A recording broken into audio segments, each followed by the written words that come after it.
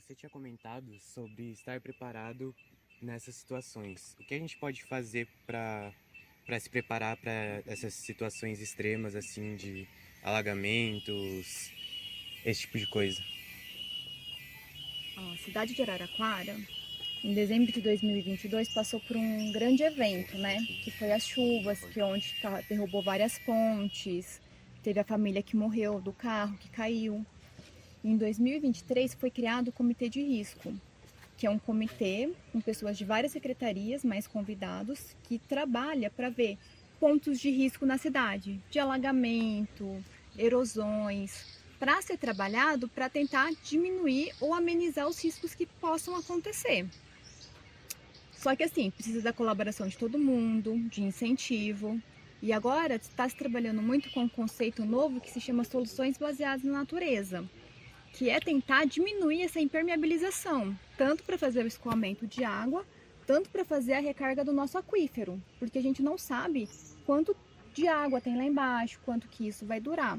Então o comitê está trabalhando tanto para tentar evitar, mostrar áreas de perigo, tentar trabalhar essas áreas, para a gente estar preparado para quando acontecer outro desastre. Só que isso é um trabalho longo, tem que ser um trabalho contínuo e tem que contar com a colaboração de todo mundo, não é só Araraquara, todo mundo precisa estar pensando nessa questão. E o poder público é muito importante nessa hora também, que precisa dar apoio para que o comitê consiga trabalhar.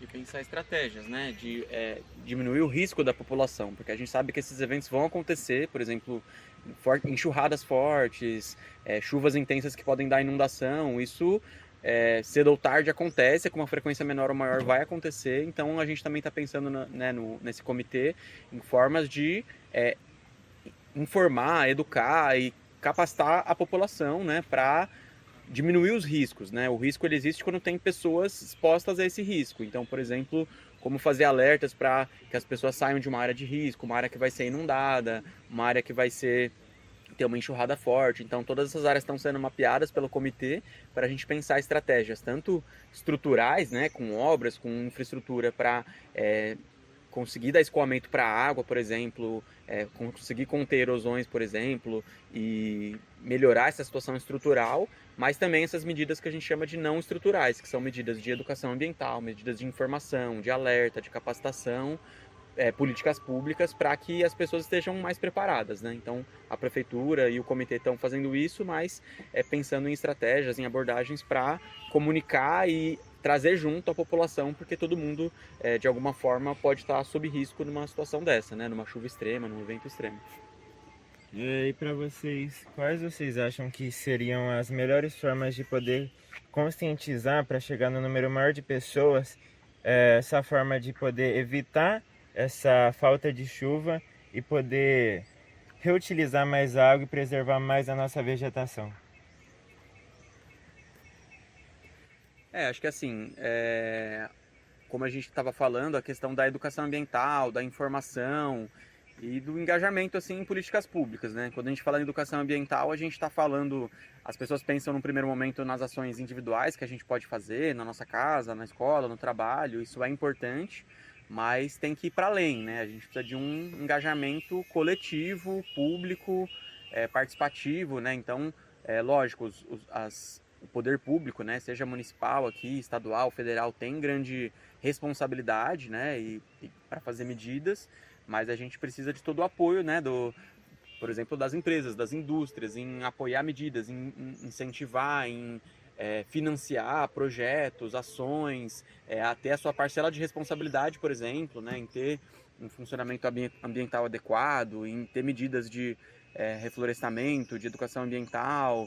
A sociedade civil engajada também, né, que não é de empresa ou do poder público, tem um papel importante em zelar pelo seu bairro, pela reivindicar mesmo, né, do próprio poder público e das empresas locais, porque é um trabalho coletivo, né? A gente vive num planeta só, então esse trabalho de informação, de educação ambiental, de todo mundo entender a crise, né, climática internacional que a gente vive, mas também de tomar ação é uma coisa importante, né? A gente estava conversando mais cedo de que de boas palavras, de teoria, a gente já está cheio, né? Isso tem sua importância, mas a gente está num momento crítico a um ponto de que a gente precisa que todo mundo se engaje na prática, né? Em fazer ações, em plantar mais árvores, em rever o consumo de água, enfim, pensar estratégias para a gente conseguir garantir a nossa vida no planeta e na cidade, porque isso está cada vez mais ameaçado. Então teria que ser uma coisa mais prática, certo? Mas seria importante ser implementado nas escolas essa parte prática, sei lá, de levar os alunos a alguns centros de reflorestamento, tanto para elas conhecerem como é essa parte, verem como está o planeta, qual a importância de ser preservado, ter isso nas universidades, essa importância, essa conscientização de ter essa prática, essa parte prática do trabalho mesmo, deles irem nas locais, verem como eles têm que preservar, o jeito certo de fazer e qual é o impacto que as ações deles vão ter? Tanto que isso tem que vir da escola quanto dos pais, essa educação de casa, de como preservar, de como não agredir mais o meio ambiente, que essas pequenas mudanças também tem que começar de berço, né? Tem essas duas coisas. Você falou uma coisa muito importante. Nós já estamos Tá gravando? em 2024. Então eu sou pai. Então tudo eu aprendi na minha formação boa parte do que se fala hoje em educação ambiental. Então eu já tenho condições de ensinar meu filho. Então, e para os nossos filhos nós somos os heróis, né? Nós somos as pessoas que eles porque enquanto criança, né, são os mais importantes. Então, se meu filho vê eu colocando fogo num terreno, certamente ele vai achar que é certo pôr fogo em terreno. Se ele vê eu jogar uma lata de refrigerante ou de cerveja na rua, de bebida na rua, uma garrafa d'água na rua, ele certamente vai achar aquilo que eu estou fazendo correto, né? Se eu não separar as coisas em casa, se eu não fizer a coleta seletiva em casa, ele também não vai pegar o hábito de fazer. Então você tem toda a razão. A educação de berço, ela já tinha e tem que ser feita, tem que ser realizada. Infelizmente a gente vê muitas pessoas ainda que não fazem coleta seletiva na sua casa, que desperdiçam água, que colocam fogo em terreno. Então isso tudo, né, como a gente já falou, já fazem mais de 6 décadas que a gente vem falando que isso precisa ser feito, muita gente ainda não faz, mas não porque não sabe, porque talvez não acredite que seja importante. E também as escolas, elas já têm professores capacitados, qualificados, né, que já passaram por toda uma formação, que sabe que deve trabalhar a educação de forma transversal dentro da escola e interdisciplinar. Então, qualquer professor de qualquer disciplina, ele é capaz de falar sobre meio ambiente com os seus alunos. Mas como eu estava falando com o Lucas vindo para cá, só falar não adianta. Está na hora de a gente ter produtos. Não adianta eu ir lá e falar e explicar, já ter um texto bonito, apresentar uma palestra bonita, um slide bonito, virar as costas e ir embora, vocês entrar por uma orelha de vocês, sair pela outra e morrer aí. Eu quero saber, depois da ação que nós fizemos, qual vai ser o produto que vocês vão fazer. Quantas árvores vocês vão plantar dentro da escola de vocês e quantas árvores vocês vão cuidar até vocês saírem da escola e deixar para os outros alunos que chegarem cuidar. Eu quero saber de você se você tem uma árvore plantada na frente da sua casa. E se você cuida dessa árvore que é plantada na frente da sua casa. Eu quero saber se você incentiva seu avô, seu tio, seu primo a plantar a árvore na frente da casa dele e a cuidar das árvores que são plantadas na frente da casa dele, né? Então a gente precisa colocar em prática. Quero saber se um grupo como vocês, né, porque assim isso nos deixou muito feliz. Eu comentei com o pessoal da prefeitura que está aqui hoje, que eu fiquei muito feliz porque vocês foram o terceiro grupo que nos procurou em menos de uma semana preocupados com as mudanças climáticas, com as ODS. Isso não acontecia, porque era só educação ambiental tradicional. Então, esse podcast, né, essas ações que vão se multiplicar são muito importantes também. Então, o que fazer todo mundo já sabe, mas eu quero ver a ação, a prática, né, pôr a mão na massa. Então, a pergunta é, quantas árvores cada um de nós plantou esse ano? E até aproveitando essa deixa do Walter, até uma provocação, no bom sentido assim para vocês que são estudantes, né? para que serve o conhecimento? Para que vocês estão aprendendo? Para que vocês estão estudando, né? No meu entendimento, conhecimento não é só para a gente saber, não é para vocês fazerem uma prova, não é para vocês passarem numa universidade, né? Isso ajuda, isso é importante, mas o conhecimento ele não serve só para saber. Saber por saber não muda nada, né? O que esse conhecimento vai trazer de, sabe, aquela pulga atrás na orelha, aquela inquietação que vai fazer gerar ação, né? Então, o que a gente pode fazer? Individualmente, mas mais que isso, né? A gente parte do individual, mas eu acho que a gente precisa pensar enquanto coletivo, né? Enquanto o bairro que você mora, enquanto a cidade que você mora, porque vocês fazem parte da cidade, né?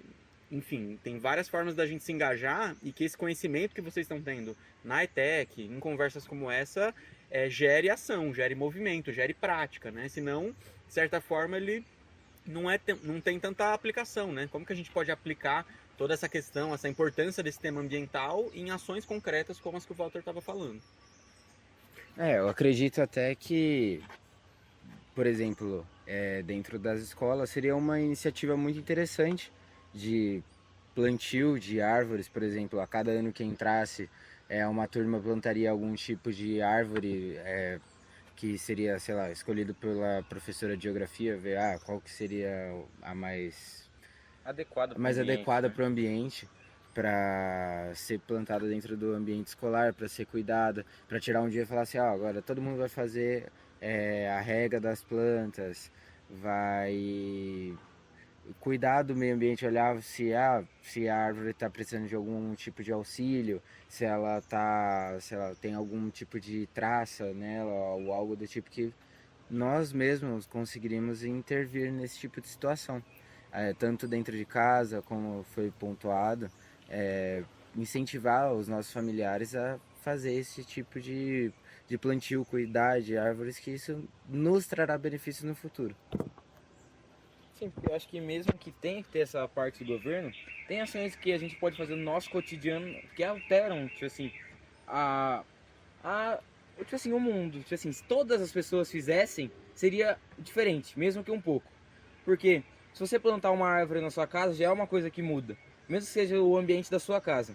Então, tem ações que você pode fazer no seu dia a dia que alteram, tipo assim, o seu dia a dia, alteram o dia a dia das pessoas à sua volta, do seu vizinho, do seu bairro, às vezes. Então, você incentivar as outras pessoas é uma coisa importante. Por exemplo, lá em casa a gente tem plantação de tomate, morango. É uma coisa muito legal. Às vezes você pega um morango lá do pé e faz um suco. É uma coisa que, tipo assim, muito interessante você ver esse contato com a natureza.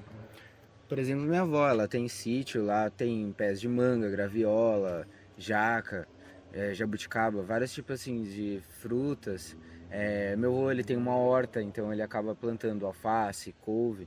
Então, isso eu acho um incentivo muito legal, tanto que eu acabo tendo esse contato com a área mais verde, então eu posso até falar dos benefícios, que o ambiente fica mais fresco, o ar fica mais úmido, isso melhora muito a vida, por exemplo, da minha avó, que ela tem asma e bronquite, então isso acaba que ela consegue respirar melhor, ela não fica naquele ambiente poluído que você tem dificuldade de respirar, altera muito, deixa até mais úmido o ambiente, fica mais fresco. E essas são até algumas poucas de muitas vantagens de fazer esse plantio, de ter essa área verde próxima. Para além de vantagens, acho que é importante dizer que isso é uma questão cada vez mais de sobrevivência, assim, né? Tem essa questão que é bonito, é legal, ter uma horta, né? Eu já tive algumas vezes, eu faço compostagem em casa, que é uma prática legal também, né? Que é a reciclagem do resíduo orgânico. Então tem várias coisas que trazem essas vantagens, né? Essa coisa de estar próximo da natureza, mas acho que para além disso, o momento que a gente vive, assim, essa necessidade de um engajamento, de plantar uma árvore, de cuidar das áreas verdes que a gente tem, né, seja na frente de casa, seja no nosso município, cada vez mais é uma questão que não é só bonita e legal, é uma questão de sobrevivência, porque assim, todo mundo que está aqui viu as queimadas que a gente teve esse ano, a fuligem, o céu cinza, então isso foi uma cena que me marcou muito agora, de agosto para setembro, e acho que para muita gente, e assim, quantas vezes mais isso precisa acontecer, como vai ficar a nossa saúde, né, como vocês falaram, dos idosos, das crianças e a nossa própria, né, com rinite, com asma, com falta de respiração, isso vai ser cada vez mais comum se a gente não conseguir reverter esse cenário, e é muito desafiador conseguir reverter, né? Então, assim, cada vez mais são medidas